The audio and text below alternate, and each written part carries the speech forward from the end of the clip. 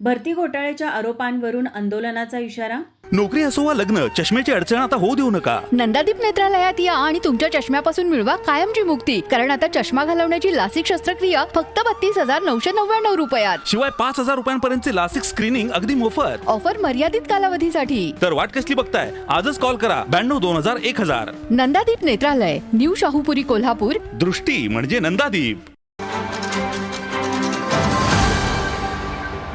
श्री स्वामी विवेकानंद शिक्षण संस्थेतील कथित नोकरी भरती घोटाळ्याप्रकरणी संबंधितांवर तातडीने कारवाई करावी, अन्यथा संस्थेसमोर धरणे आंदोलन छेडण्यात येईल, असा इशारा युवक काँग्रेसचे माजी उपाध्यक्ष सनी उर्फ मनीष नरके यांनी पत्रकार परिषदेत दिला.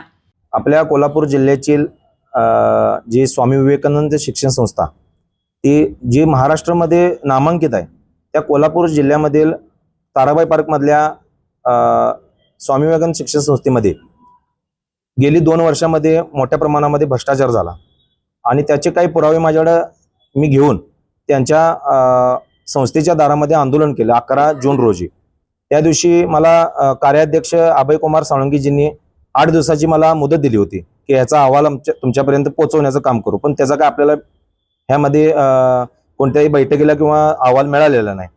माझी एकच त्यांना विनंती आहे, ह्या जर भ्रष्टाचार झालेल्या म्हणजे ज्या लोकांचे पैसे घेतलेले आहेत त्या लोकांचे पैसे आपण परत करावेत, किंबहुना नाहीतर आम्ही 25 तारखेपासून परमपूज्य बापूजी साळुंकींच्या पुतळ्यासमोर धरणे आंदोलनासाठी बसण्यासाठी मी तयार आहे.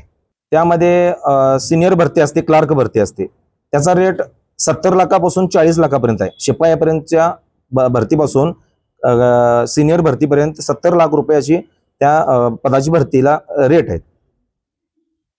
आणि ह्याचे पुरावे आहेत, हे पुरावे मी चांगल्या पद्धतीने लॉकर्सला ठेवलेले आहेत.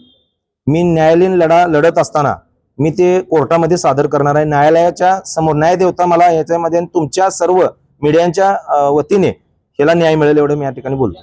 होय, ज्या दिवशीपासून मी आंदोलन केलं त्या दिवशीपासून माझ्यावरती दबाव आहे. एक CR ची मला ऑफर दिलेली आहे. 1 CR तुम्हाला देतो, तुम्ही हे मागं घ्या. एकेकाने तरी तू कोल्हापूरमध्ये आलास तर तुझं पाय मोडून ठेवीन, तुला मारून टाकेन, अशा धमक्या आहेत. तुझी गाडी उडवून टाकेन, तुला जिवंत ठेवणार नाही, अशा धमक्या मला वारंवार येत आहेत. नाही देणार नाही मी तक्रार, कारण की मी जनतेचं कुठंतरी चांगलं व्हावं म्हणून मी ह्यामध्ये उतरलेलो आहे. माझं बरं वाईट काय झालं तर मी त्यासाठी समर्थ आहे, पण ज्या वेळेला माझं बरं वाईट होईल त्यावेळेला श्रीराम साळुंके व धनाजी देसाई याला कारणीभूत असणार आहे, एवढंच मी या ठिकाणी बोलतो. 13 जणांची माझ्याकडे यादी आहे, त्यामधील 3 जणांची माझ्याकडे सगळे पुरावे वगैरे सगळे माझ्याकडे आहे. तसेच पीडितांची नावे, पुरावे न्यायालयात सादर करण्यात येणार असल्याचे सांगितले. संस्थेने श्रीराम साळुंखे यांना तात्काळ निलंबित करून स्वतंत्र चौकशी सुरू करावी, अन्यथा 25 जूनपासून संस्थेसमोर धरणे आंदोलन करण्यात येईल, असा इशारा त्यांनी दिला.